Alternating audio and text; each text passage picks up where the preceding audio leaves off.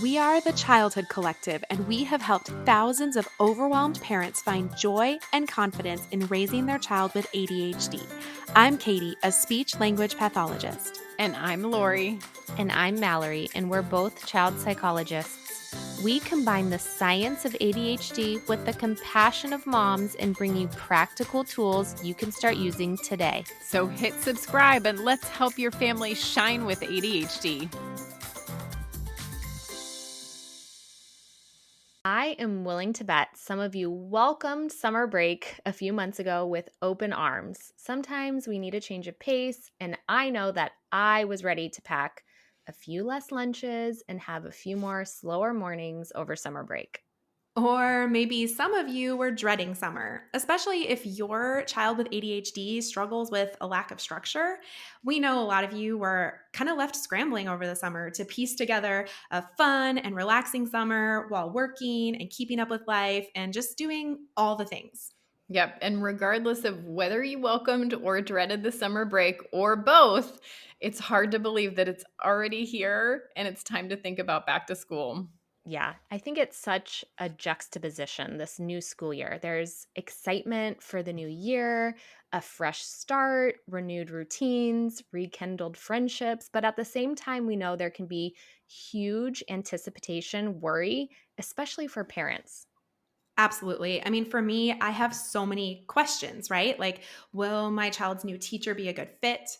I'm wondering how this transition is going to go. Is he going to make friends this school year? Is he going to be with kids from last year, or is he starting over? Will my kids get the extra support that they need at school just to really shine? Yeah, and what can make the transition harder is that not everything is within our control as parents, right? And there are just some unknowns that we can't anticipate. But we do know there are a lot of things that you can do in the weeks leading up to the first day of school to really set your child up for success. Yes, there is a lot that parents can do. And that's why today we're sharing our top 4 tips for helping your child and your family really get ready for back to school. So, we're going to be focusing on things that you as a parent can do at home to kind of ease this transition. Yes, and there's definitely some things you can be doing with the school as well. That's actually a whole nother topic for another day, but we're focusing in on the home piece since that's what we have the most control over. Absolutely. So, our first tip, just jumping right in today, is about sleep. So, what you want to do is about 1 or 2 weeks leading up to the new school year, start to slowly shift your child's sleep schedule. And if your house looked anything like mine over the summer, we had some late summer nights, late night swims. We love that. Yes. We had slower summer mornings, which I was the most thankful for, I think. We didn't have to get up and get anywhere at any particular time for a lot of days, and we loved that. So my kids' bedtimes have definitely shifted later, and wake up times have shifted later, and they're not school compatible. Right. And your kids start school at what time? Like 7:30 in the morning? Yes, even before that. They Ours start the at same. the crack of dawn. Yep. So we definitely need that full 2 weeks to start shifting our sleep schedule back to something that's going to work for school. So the way I approach it and the way that the families I work with, I recommend they approach it is just really slow, subtle changes over the 1 to 2 weeks leading up to the school year. 5 to 10 minutes early for bedtime each night, 5 to 10 minutes earlier wake up each morning. Slowly shift that sleep schedule to get closer to what is actually going to need to happen once school starts, because we want our kids to start the school year off with their best foot forward. We want them going to school well rested. And if we just kind of hope for the best and our kids go to bed at 10 p.m. and then they have to wake up at 6 a.m. like mine, probably not setting them up for success. But slowly shifting over 1 or 2 weeks, get them back on that school compatible sleep schedule. If you're like me, I also need to get back on the school compatible sleep schedule. Yep. So it's going to help the whole family. I love it. And from a practical perspective, at least at my house, that requires a little bit of work on my part, because one of the challenges for me is my kids really do best when they go to bed earlier because they do still wake up so early. Mhm. But in the summer, one of the hard things about that is that it's light outside. And so just from like a practical perspective, we actually have blackout curtains in my kids' rooms. We tend to close those not right at bedtime. So I'll close them, a little bit early. We have them closed for book reading time. And I even, honestly, for one of my kids, I have to take like big brown wrapping paper and put that up in the window because blackout curtains aren't enough. Like I have one kid that is like Yep. so tied to the sun that even like the tiniest little sliver of sun, and for me, it's more about the morning because it's getting bright so early too. But the evenings too, really kind of keeping that in mind. Like our bodies are regulated to when the sun sets, get more tired. And so if that's happening, 2 hours after bedtime, you might have to get a little bit creative. And that's just something that we've used for years. That's really smart. And something I do in my house is like I turn off the big overhead lights around 5 or 6 o'clock and I turn on lamps. So kind of it's getting darker in the house. We're slowing down. My kids don't even notice because they're not really old enough yet to look at the clock and say, like, wait a minute, it's only 5 p.m. This isn't bedtime. So I just have those kind of external cues that I manage at home to kind of set them up for bedtime. Oh, my kids are definitely old enough to notice, and they're like, "What?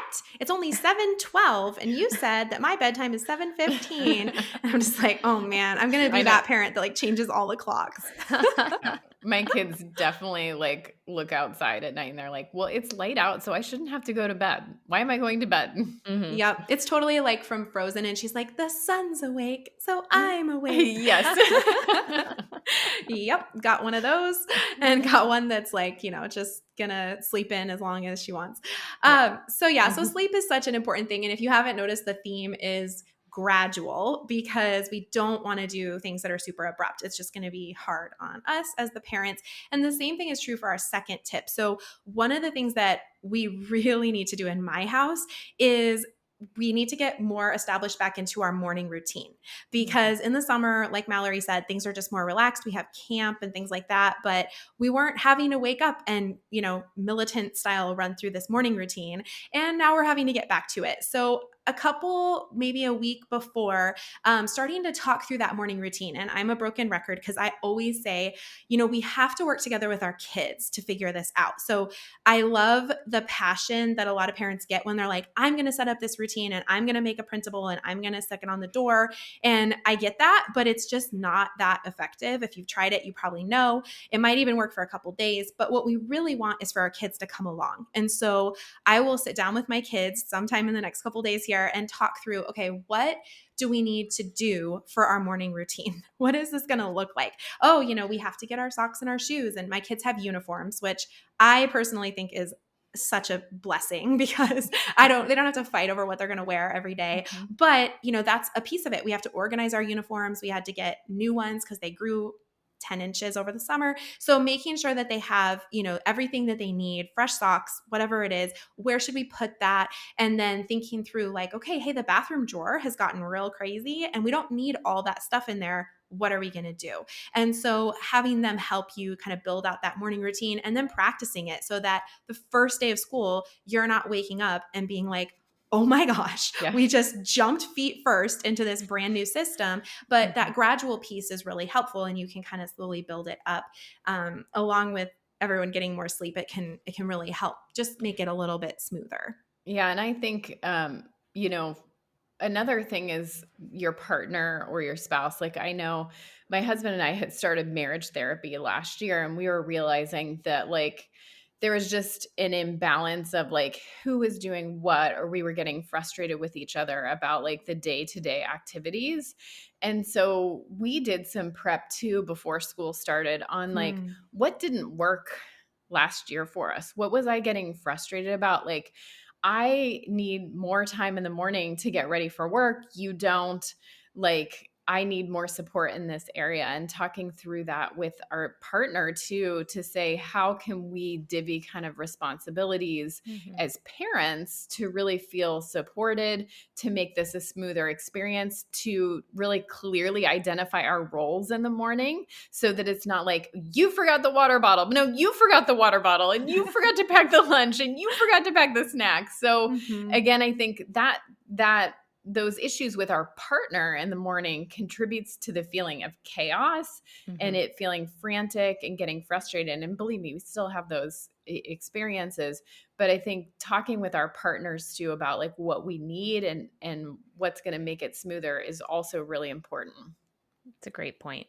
Yeah, and I love how you said, like, you need more time to get ready in the morning, and that can mean that, if your partner's doing more in the morning, maybe you pick up differently in the evening and trade off. But I think Yep. it's really helpful with expectations. I think that's what it all kind of boils down to, is like getting everyone on the same page, and talking through those expectations can be so helpful, because I think a really common thing that comes up, I think, in all relationships, but especially with ADHD brains, is this idea that I can have a different future picture in my mind than the person that I'm talking to. So if I say, okay, we need to clean up this playroom, the future picture that I have of a clean playroom is not the same as my kids. And even their future picture of a clean playroom probably isn't the same as each other. And so getting everyone on the same page about that, or about like the morning routine, is really helpful, because sometimes we take for granted that we're talking about the same thing, right? Yep. Like I say, Yep. go clean your room, and I'm pretty certain that I know what that means. And they do what they think was expected. And Yep. then it becomes a conflict, right? Because they're Yep. like, I did. And that's really tough. That's, Yep. we make light of it, but that's a hard thing to be like, oh, I came up short and I don't really know why. So Yep. setting that expectation is And huge. and I think with a morning routine, many of you will relate to, I have a child that's just kind of a slower processor and it takes longer in the morning to do things. And we've kind of really had to think about, oh, we need to be waking up earlier, like at least 10 minutes earlier, which isn't pleasant, but what it actually allows for is my children to actually be more independent. Like you don't really connect that, but giving them more time in the morning sometimes allows for independence. Because if I'm really frantically rushed, I'm doing everything for them. Like Mhm. I'm like, okay, I'll put the toothpaste on the toothbrush to make it go faster, and I'm going to give you all your clothes and set them out and like do all of these things Absolutely. for them. And then they're not having that opportunity for independence because we're so rushed in the morning. So even setting those alarms back maybe 10 minutes or 15 minutes earlier for all of you can make a big difference in developing their independence. So the third tip we're going to talk about are screens. So if you're anything like me, screen time looks a little bit different in the summer than during the school year. So during the school year, a lot of times my kids don't watch screens really at all after school, just because we have ice skating practice and we have soccer practices, and there's just really no time for that with homework and sports and school. They're not getting it on a lot of days, and that's kind of our routine and our plan. Whereas during the summer, they're home a lot more, or they're at my babysitter's house, and they're getting screen time probably every single day unless they're at camp. So the screen time agreement that maybe you have during the school year is going to change and shift for over the summer. Many meltdowns, and we've talked about this before on podcasts, for our kids with ADHD come from screens. It's a huge area where they're going to get frustrated if they're used to having more time on the screens in the summer. So if you're giving them 2-3 hours and all of a sudden you're shifting to nothing, they're going to have pretty significant meltdowns. So we do recommend, and we've talked about this before, doing a family screen time agreement. Again, that's going to help you guys to think through those things. Your child's not going to feel like, oh my gosh, my parents just like shifted everything on me without me having some say in that. So again, we talk about giving our kids control, sitting down as a family and talking about, hey, this is what our schedule is going to look like when school starts. This is when you're going to be doing sports. This is how long you're going to be in school. This is when you go to bed. This is when we're going to be doing homework. How do we fit this into your schedule? What does that look like? How much time is appropriate? Thinking about, during the weekdays, do you have time for that? And do you need to set up the expectation beforehand of we're going to be going to no screens? And I know that's really frustrating, but look at your schedule, look at your Mhm. day. There's really no time for it in there. Yeah. Or, maybe there's 30 minutes, maybe there's 15 minutes, and maybe you're okay with flexing that with them. and that makes sense for you guys. Or maybe you don't have it during the weekdays, and maybe you have a little bit more on the weekends where they have a little bit more downtime, and you can supervise and monitor that more. So just try and, again, there's no hard and fast rules, although I would say try not to have your kids on screens like excessive amounts of time. um, are trying to think of like 1-2 hours, but beyond that you're going to start to see some anger, frustration with your kids getting off of those screens. So think about what works for your family, what makes sense, and make an agreement that you feel comfortable with, that your kids feel comfortable with, and set those boundaries. And we actually go really into depth on this topic. We have a whole episode about ADHD and screens, and that's episode Mm-hmm. 108. So we'll go ahead and link that in the show notes because we're kind of touching the surface here, but there's a lot that goes into it and a lot of science of why ADHD brains crave screens. And it Yep. can really help you have a lot of deeper understanding of the topic, but definitely making a plan and just figuring out what's going to work best is kind of like the surface level of it. Absolutely. I think this is such an important one for parents and families to think about in advance of school starting because, screen time practices can look so different between the school year and the summer. Our last tip is a little bit lighter, a little bit simpler, but it's to make a family mantra for when things get hard. We know that a lot of our listeners have kids that are struggling at school and it's not their favorite thing. And it takes some problem solving and it takes work. And remember that you and your child are on the same team. And going into the school year, try to brainstorm some kind of family mantra to kind of remind each other of when things do get hard. So, for example, your family mantra might be something like, we can solve problems together. Or a lot of you like this one a lot. We don't have to have it all figured out to get started. Yeah. Um, Ours is we can do hard things. That's we Glennon can, Doyle, right? I'm pretty sure. yeah. Yeah, we totally stole that and we do it all the time. We made it into a little song. I won't, grace you guys with my singing abilities right now, You but should. no, I should not. But we have this little like chant song thing that we sing and it all originated because my husband loves to hike. He's like a total outdoors guy. And in his vision, his future picture of what our family would be like, we're going to like kayak and hike and scale mountains. And our kids, were like 8 months old and 2.5. And it was like every time we would go on a hike, it would end with somebody getting upset, sometimes two people getting upset. And so we started this little chant, like we can do hard things, to get my kids to hike. And the more that we would sing it, the more they would keep walking because they're distracted by the song. And so it really does. It sounds so silly, but it's very bonding to have like a mantra or just like a phrase that you use. I think that it's something that you might not realize, but your kids might even carry on with them. Like when you're not there, it's kind of their inner voice. And so, yeah, but picking one that feels right to you is super important because I know that if I was like, we can solve problems together, my kids would be like, I don't know what that means. So, but it's so we personal. say everything is figure outable, which I feel like I got from you, but then I realized that was like a Marie Forleo book. Yeah, so we're just totally I don't know like, where that came from, but I love it. And my daughter says it a lot. A lot of times she's a worrier and she stresses about like what's going to happen tomorrow and what's this going to be like and what's this test going to be. And it's just everything's figure outable. Well, everything is figure outable. So we look at us just like channeling the self-help gurus. And, I know, right? Yes. So find the mantra that feels right for you and your family. And like Katie and Lori have seen in their own families, they see their kids kind of already internalizing this mantra, this positive self-statement. So think about maybe you make a new one every year. Maybe you're like Katie's family and you've had it since your kid was 8 months old. Come up with that family mantra for when things get hard. Okay. So the last thing that we just wanted to talk about really quickly is that the school transition, as we said, can be something that you really look forward to, but it can also bring up a lot of feelings for families. And especially if your child struggled in school last year, if the teacher you felt like your child wasn't really understood by the teacher, or maybe your child has expressed to you like anxiety about going back to school. And so again, we want to really just honor the fact that every family is coming at this new school year from a really different place. And some of you might be like really excited to get some free time back. And some of you might literally have a pit in your stomach when you think about starting yet another school year.